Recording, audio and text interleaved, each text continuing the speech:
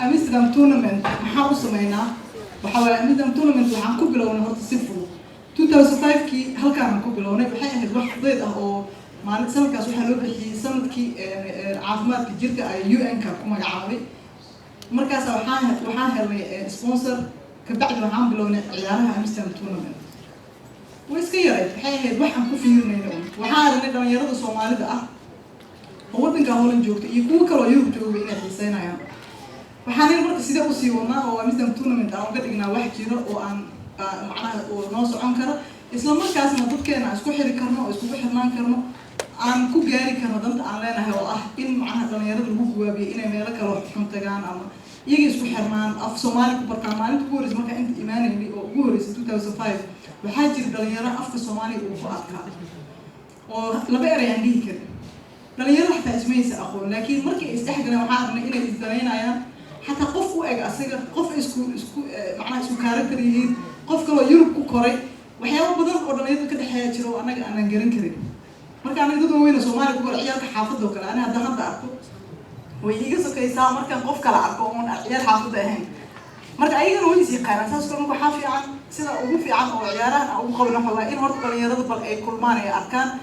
ضد أيجا كلا أو سومالي أو جبلها كوري إن إسكو ماشي إسكو برد زاحم بقى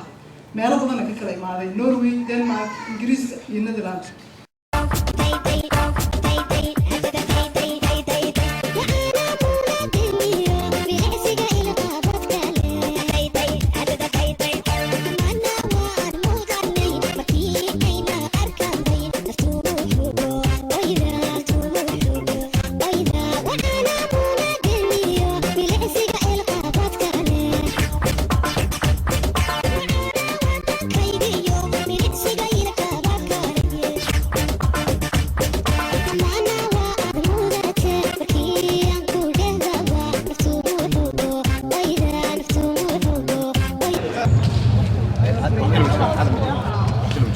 دمان كوحها إمادي دليلنا كلهم ملك ساكي ماتين ومحسدين Amsterdam tournament أو مانتي سبت كسيدة هذا ونور كوريا هاي 2012 وحين كرجينا يعني كعصنا كلهم وحين رجينا هنا هم في Soomaali فهميسان إن سفي عن عيارتان صاحب تنمو ولا تنمو نيد دجال ما أنا خلدي لجا رايو خلدي كلا هقول أوجناته معنا عيارة الراجل هاي عيارة كلها بسكت كلها ما هاي مستجاله Soomaali ما كل ناس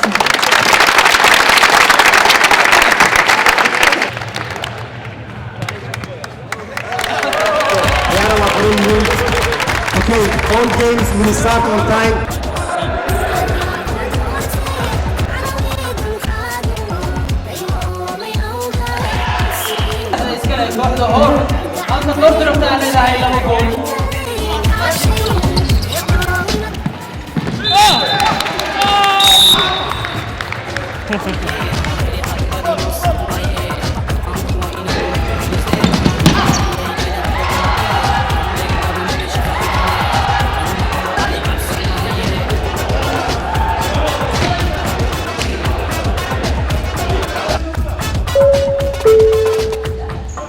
ciyaarihii way socdaan qaar baa golada iska dhaliyay qaar baan laga dhaliyay qaar baa ismari lah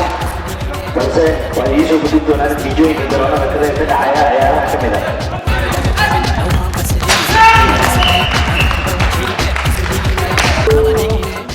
meesha ka soo qaybgalana soo dhaweynaa si aad iyo aad ugu wanaagsanaysaa ciyaarahana waa ciyaaraha hirgada kala qaadiso inta badan la qabta xilliyada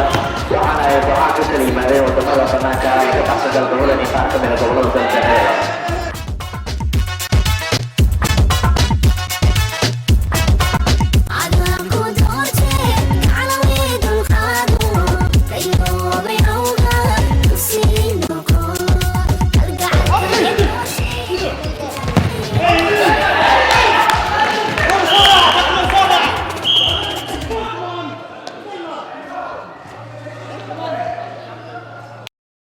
TV-ga Somali for All wuxuu barnaamijkan ugu talagalay inuu ku baadigoobo shucuurta dadweynaha martida iyo kooxaha ka soo qayb galay nagoona jecel inaan iminka gudaha u galno si aan su'aalo u weydiino dadka ku wada sugan hoolka ay ka socoto ciyaarta futsalka Hirda Amsterdam Tournament 2012 socda kooxda Alpha Darayn waxaan marka hore mahad siinayaa dadkii soo qabanqaabiyay guddiga Hirda dadkii ka qabanqaabiyay arrintan oo dhan mahad bay leeyihiin intaas oo Soomaali isu keenay laakiin waxaan jeclaan lahaa guddiga inay arkaan in meeshan ay Soomaali tahay oo ajaanibkan laga joojiyo haddii ay macquul tahay fadlan ajaanibkan laga joojiya annaga aan isbaashaalno annaga aan isturno annaga aan kala adkaano waxaa ka soo qayb galay ugu horreyn 36 kooxood 36 kooxood waxaa loo qaybiyey ilaa 6 buul meel kastana waxaa ka soo baxay labo intaas tiradaas waxay noqotay 12 kooxood oo soo baxay semi-finalka 12 kooxoodna waxaa loo qaybiyey buul A iyo buul B iyadoo oo 3 kaalinta koowaad ku soo baxay 3 kaalinta labaad ku soo baxay dhinaciiba mareen ilaa ay haddeerto waxaa moodaa in ciyaaruhu ay aad u miisaaman yihiin sababtoo ah buul kasta ilaa iyo 4 kooxood ayaa suurtagal u tahay inuu soo baxaan semi-finalka waxayna maraysaa barbari ka baxda bakiila qaleen والله bulshada waxay ku leeyihiin waalidiinta waa isha kaliya aan isleenahay caruurteena waxay ka fahmi karaan maraayada muqdisho laga dhex arki kara ayaa halka u noqon karto waxay ka fahmi karaan isdhaxgalka Soomaalida iyo dadkooda kale ee walaalaha ah meel kasta oo ku leeyihiin inay fahmaan nolosha dhabta ah iyo mustaqbalka meesha u dambeyn doonaan inay tahay dalkoodii hooyo sadarteedana luqadii hooyo ay halkan ku baran karaan qof walbana waalidiinta waliba qayb weyn ka qaataan oo ay soo camiraan kuraas hadda kuraas waxa arkaysa in badan dhalinyaradii balooniga danaynaysay ama sportiga danaynaysay ma aha iyo dadka sportiga u saaxiibka ma aha bulshada inteeda kale waxaad moodaa inay ka maqan tahay waxaan marka bulshada kale ku wacyi gelin lahayn ama ku baraarujin lahayn inay ka soo qayb galaan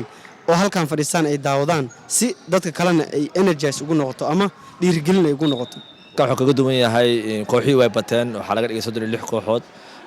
dadkii way bateen 540 ciyaartoy ka soo qayb gashay hadii 10 koox walba ay 10 ku timid iyo 5 la socoto 15 way oo maca gabdhaha lagu daray waa 540 ciyaartoy oo garoonka isku tashan ilaa maanta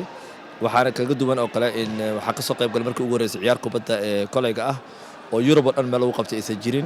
oo dheeraad koox Soomaali ah oo Europe laga keenay ahaan waa lagu soo kordhin karaa ama way u baahan tahay in lagu soo kordhiyo ciyaaraha wixii aan islahaa waa lagu soo kordhiyay waxaa lagu soo kordhiyay basketball oo hablaha Soomaaliya ciyaarayaan taasi waa horumar tournament-kan ku soo kordhay waxaan filayaa in sanadka dambe in ay si balaariyaan ay ka dhigaan tartiib sportiyada oo dhan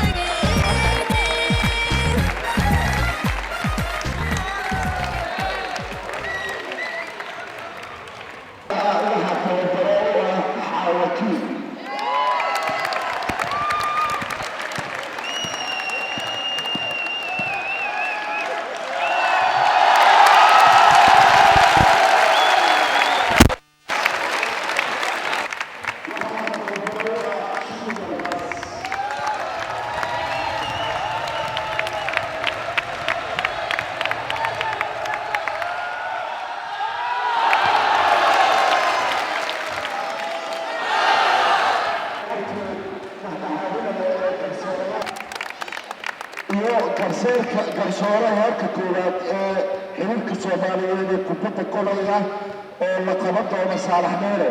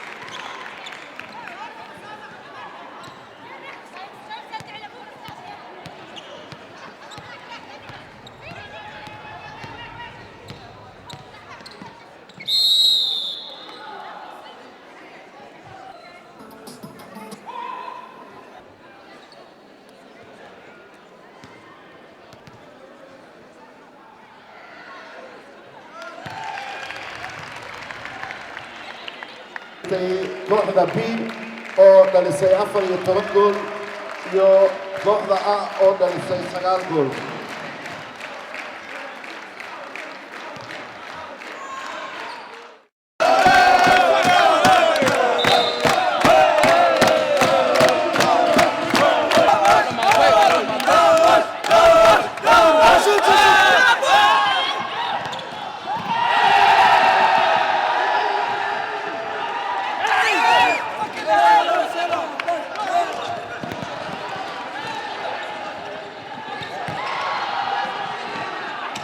waxyaabo badan ayaan soo jeedi lahaa in lagu soo kordhiyo kooxaha ewelka imaan jiray Yurub way badnaa jireen hadda laakiin way yar yahay marka waxaan ka codsanayaa guddiga abaabulka inay badiyaan hadda waxa u badan dadka dheelaya wadanka Holland kaliya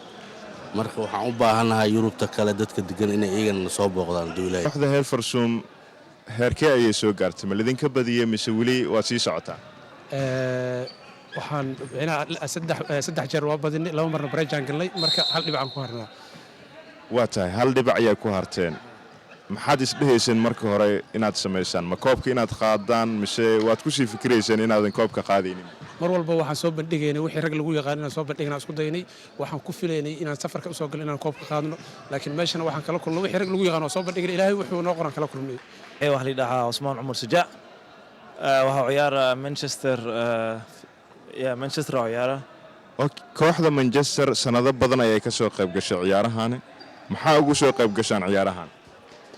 waxaa soo qayb galnay aninkii Bruno jacalnay dad jacalnay intii Blonti dheelna rabnaa this the third year anik dheelono oo this year taas fiican oo dheelona 2 years ago anik leereen this year insha Allah waa taraageen ciyaarahan maxaa laga faa'iidaa waxaa la faa'iidaa dadka arkaysa Soomaaliya dadka familiar arkaysa buuq waxaas ma jiro waa fiican yahay sanadkan ma rajaynaysaan inaad koobka qaadaan ama ogi anigu si fiican oo dheelona wax kasta so far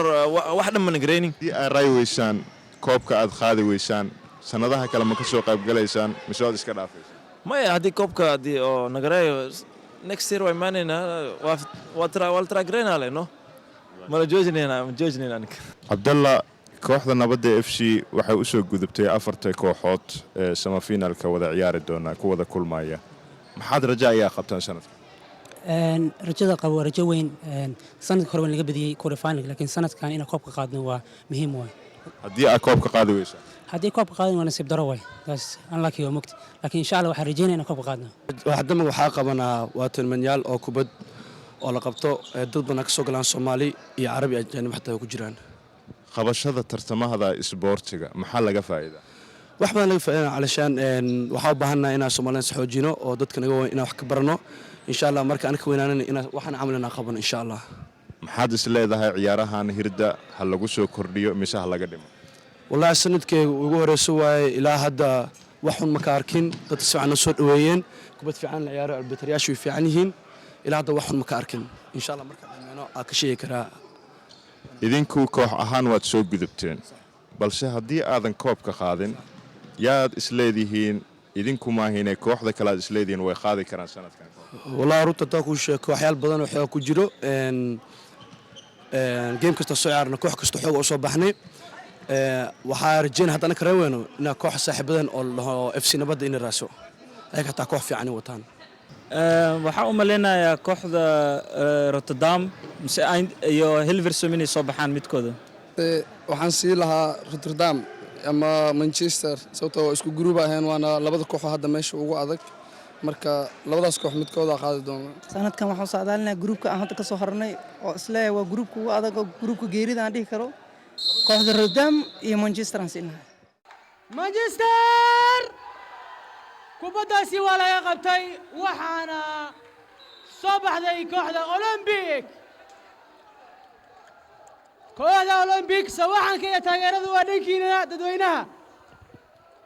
fadlan laakiin garoonka soo galina waxaan idin ka codsanaynaa inaad garoonka soo dhex galin ilaa ciyaaryahanada mooyaane kooxaha ku xiga fadlan si diyaar garooba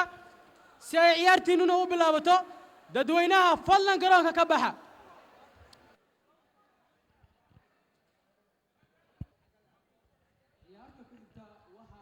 ciyaartani iyadana waxa ay tahay mid xiiso leh oo kooxdii raaysa ay u soo gudbi doonto finalka ama ciyaarta kama dambaysta ee ciyaaraha sanad walba ay soo qaban qaabiso hay'adda hirda Rotterdam nabadda ayaa kubaddaasi wadata kooxda nabadda oo ka timid dalka Ingiriiska waa ciyaaryahankooda nambarka kubaddaasi dibadda ay u baxday dadweynuhu waxaad moodaa in ay aad indhaha ugu hayaan ama isha ula socdaan ciyaarta sida ay u socoto sida aad daawadayaal shaashadda TV-ga ama kombiyuutarka idinkaga muuqata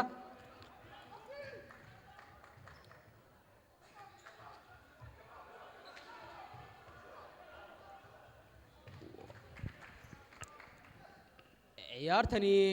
waa mid aad iyo aad u kulul oo mid walba inkastoo aan la ogeyn kubaddu waa cad iyo madow sida dadka khibradda u leeyahay sheegaan aan la ogeyn cidda soo bixi doonta balse nabadda oo ka timid dalka Ingiriiska waxay isku dayaysaa in ay shabaqa kooxda Rotterdam ku hubsato goolal badan Khadir waa isku dayay laakiin uma aysan suurtagelin ciyaaryahanka nambar 3 xusita Maxamed ama Mowja ayaa wata kubaddaasi موجة نمبر 6 كوحدة روتردام كوباداسي ولاغا وريغورو وبنالتي اما جول كولات فلان ددوينا waxaan ka codsanaynaa inaysan garoonka soo galin dadweynaha fadlan garoonka soo galina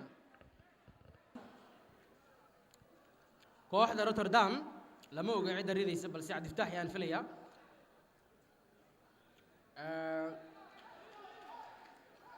Rotterdam ma dhalin doontaa mise taageerayaasha sawaxanka wadagina Rotterdam 3-0 waxa saddexda iskale kooxda Rotterdam halka nabadda ay leedahay eber كلفين إن الإمادة سنة كلامات أيام مش تعملتين سنة كورين وناجي يروح المش كاركين أيام يكلفتين سنة كنا إن كسوق يقولون يعني وان أبلغي عيارها مش كصعبة يعتقد الصومالي دي أنت سوق كحوض لسوكيني صار هذا وش صد الكحوض أي فكرة بشيء كحوض بيران دور تمام يعتقد الإنسان هذا اللي يفتدروا وضد عادوا فربنا حقيقة horta marka loo hadlo ciyaaraha horta muhiimadda ugu weyn sida Faadima ay sheegtay waa in Soomaalidu horta dhan uftooda horta la isbarto ciyaaraha hadda aniga aan ka faa'iideysto waxay tahay dhalinyaro badan oo ka yimid Norway Denmark Ingiriiska runtii macnaha luqada gooni macnaha aan ku wada hadla haddana inay maarta iswaraashanayaan oo macnaha Soomaalidu horta isku bartaan taas waa arrin aad iyo aad u muhiimsan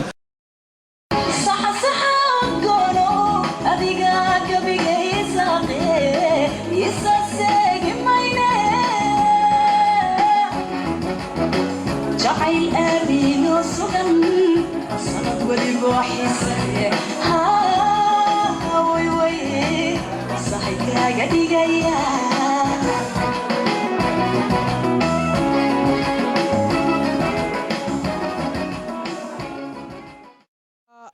haatan daawanaysaan waa kooxaha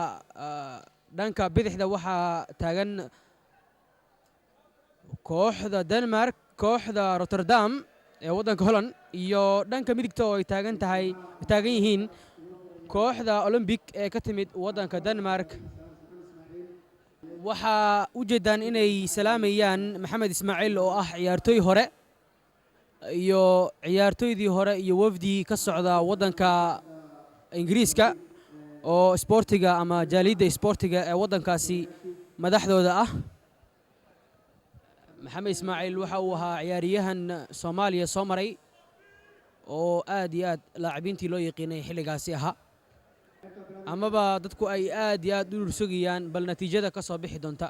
labada kooxoodba waa ay soo badiyeen waxaana ay soo tumeen ama ka soo badiyeen kooxda Rotterdam waxay ka soo badisay oo 3-0 ay kaga soo badisay kooxda Nabadda FC oo iyadu ka timid markii hore waddanka UK ama waddanka Ingiriiska iyo Olympic oo iyaduna soo garaacday koox ka timid waddanka Ingiriiska gaar ahaan magaalada Manchester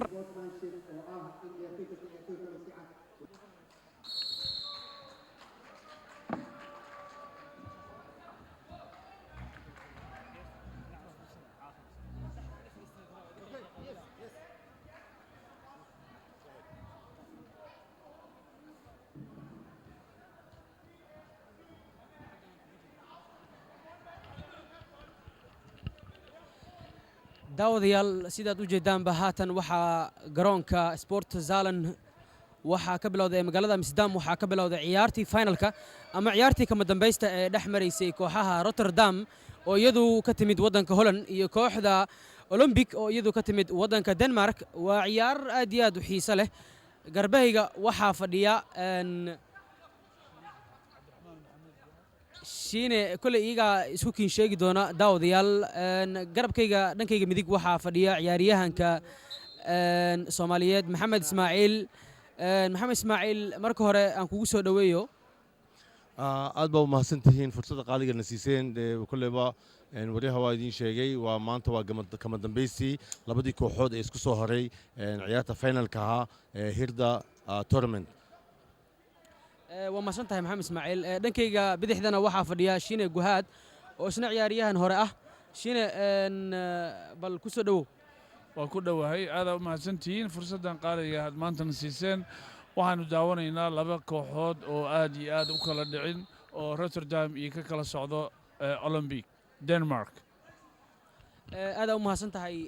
mahadsantihiin Shiine iyo Maxamed Ismaaciil ciyaartani labada kooxoodba saan ognahay waxay soo mareen tartan dheer u soo galeen inkastoo kooxda Holland ka socota ee Rotterdam ahayd koox aan la filanaynin inay u soo bixi doonto bal maxaa yeelay kooxihii Holland oo dhan waa la reebay waxaa semi-finalkii u soo baxay 4 kooxood laba kooxood waxay ka imaadeen waddanka Ingiriiska labadiinaba waa la reebay waa koox ka timid Manchester iyo koox kale oo magaceedu u ahaa Nabadda run ahaantii sanad walba hay'adda hirda waxay soo qaban qaabisaa tartamada noocan oo kale ah waxaana sanadkan dheeraa in ay soo qaban qaabisay tartan basketball ah oo gabdhaha Soomaaliyeed ay ku ciyaarayeen marka maadaama Shiine aad tahay macallin hore oo qaranka Soomaaliya oo dhanka basketballka ah bal sidee u aragtaa ciyaartii basketballkana aad aragtay gabdhihiina wax ka dhistay sidee u aragtaa tartamada basketballka oo kale iyadana ma dhiirigelinaysaa maxaa tala oo soo jeedin lahayd runtii aad u mahadsan tahay waa su'aal loo baahan yahay gabdhaha kubadda kolayga oo galabta ciyaarayay waa gabdhaha soo qabanqaabinay aan ka soo bilownay Finland iyo Holland Country Holland aan iskugu aruurinay waxayna ka qayb galeen ciyaarihii jaamacatul carab kaalinta afraad ayna soo galeen waa guul weyn oo macnaha Soomaalida dhan ay ku farxeen waxaa gabdhihii oo hore oo hooyooyinka ahaa sida Shukur Dalbaas Xaawo Baarliin Batuulo ay weli ku heelan yihiin ay gabdhahoodii ciyaarsiinayaan inay noqdaan gabdhihii qaranka bedeli lahaa oo meel kasta oo ciyaarihii hadda All African Gameska ayay isku diyaarinayeen oo Tanzania lagu dhigayo haddii Ilaahay yiraahdo marka runtii waa bilaaw aad u fiican waxaanu ku tali jirnaa haddii ilaah yaraado sanadka dambe hirdo markii ay dhigayso ciyaaraha futboolka in basketball gabdho iyo wiilalba la keeno si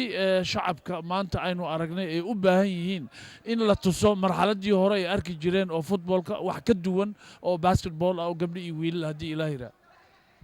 aad iyo aad ayaad u mahadsan tahay daawadayaal waxaa la dhaliyey ama kooxda olombiga oo ka timid waddanka denmark ay dhalisay gool oo waxay ka dhalisay kooxda rotterdam ciyaartu waxay u socotaa si habsami leh waxaana hurdada looga kiciyey kooxda rotterdam gool cajiib ah oo lama filan waa ku noqday kooxda rotterdam haatan kubadda waxaa wataa ciyaaryahan ka tirsan kooxda olombig arrintaa camal ay ku timaadaa mararka qaar koox sanadkii hore ama sanado badan finalka iman jirtay ama semifinalka inay sanad qura xitaa semifinalkii ay soo gaari kari weyso kubadda cagta runtii aad bay u dhib badan tahay aan ka dhex galo maxamed ismaaciil gool waxaa dhaliyay ciyaaryahanka u ciyaara kooxda rotterdam waa mowje oo 3 u sita maxamed ayaa magaciisa la yidhaahdaa oo loogu yeero mowje haatan garoonka waxaad maqashaan ama daawanaysaan sawaxanka iyo sacabka dadweynaha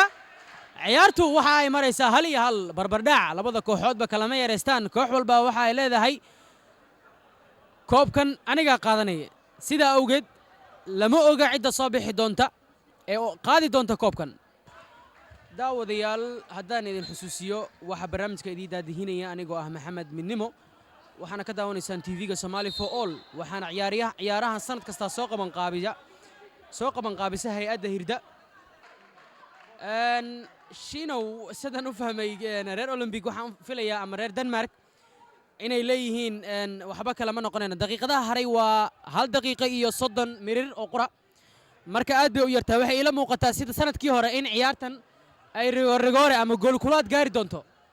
sida awgeed goolasha ama la sigayo ee labada kooxoodba ay sigayaan ma ahan kuwa la xisaabi karo sawaxanka reer Hollandna sidan aaminsanahay ma ahan mid reer Denmark gaar ahaan kooxda Denmark ka socota ee Olympic ay u joogsan doonaan ama niyad jabin doonta waxay isugu soo timid rigoore waa gool kulaad penalty haatan lama oga waxa isleeyahay aan ku bilaabo bal dhankayga midigta waxa fadhiya maxamed ismaaciil oo ah ciyaaryahan hore maxamedow ciyaartu waxay isugu timid maadaama ciyaartu ku soo idlaatay 1-1 iyo barbardhac waxay ku soo dhamaatay bareejo sida awgeed waxa la isugu tagayaa rigoore ama gool kulaad ama penalty qofba sulba sida u yaqaano misleedahay markan kooxda Rotterdam ciyaariyahna waxay haysataa penaltyga ama rigooraha ama gool kulaadka aad ugu fiican horta waa laga yaabaa kolba haddii laisku soo gaadho penalty boqolkiiba 80 inteeda badan waa laki baa soo gelaya nasiibkaa soo dhexka gelaya inkastoo oo farsamada lafteeda ay ku jirto marka labada kooxood kooxdii rigoorayaalka ku fiican habka loo laadayo taasaa ayay ugu sharaacaysaa waayo waqtigii loogu talagalay waa dhammaaday waa penalty waa goolkiibarkay ninkii laadi lahaa weeyaan saas wey penaltyga ayaa la soo gaaray rigooradii koowaad waxaa ritay ciyaaryahanka axmed yaasiin oo nambar 7 u sita kooxda Olympic axmed yaasiin ayaa riday mowje maxamed oo ka socda kooxda Rotterdam nambar 5 u sita kooxda Rotterdam ayaa kubadda laaday doona maxamed wuu dhaliyey maxamed cigaal kooxda Olympic waa u dhaliyey isna maxamed oo mowje loo yaqaano ma gafi doonaa mise u dhalin doonaa shine oo taageersan Olympic waxa uu leeyahay waa gafaya mowje waa u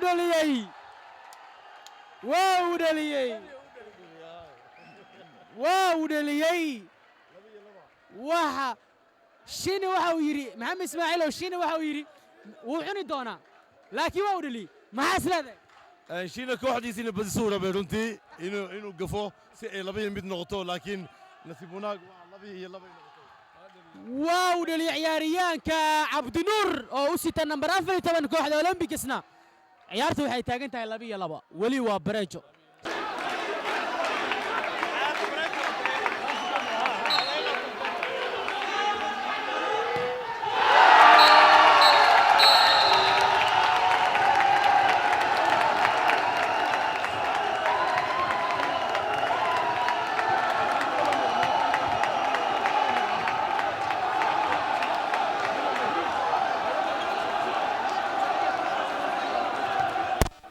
waxaynu u gudagalaynaa bixinta abaalmarinada iyadoo sanadkan aan u mahad celinayno kooxda Rotterdam iyo kooxda Olympic ee ka timid waddanka Denmark ciyaar wanaag ay soo bandhigeen iyo sida ay ugu guuleysatay sanadkan kooxda Rotterdam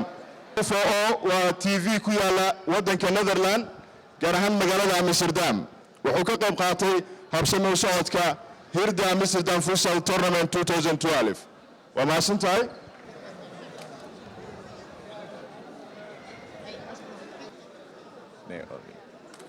waxay bixinaysaa abaalmarin loogu talagalay ciyaaryahanada maqaatay ciyaarihii dooxa ka dhacay ee qaranka Soomaaliyeed waxdaraha ka dhigeen